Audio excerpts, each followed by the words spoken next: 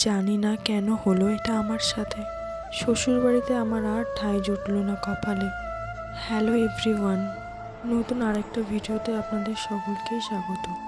কিছুদিন আগে একটি ভিডিওতে বলেছিলাম যে একটা প্রবলেম চলছে, তবে বুঝতে পারিনি যে প্রবলেমটার জন্য আমাকে বাড়ি ছাড়তে হবে।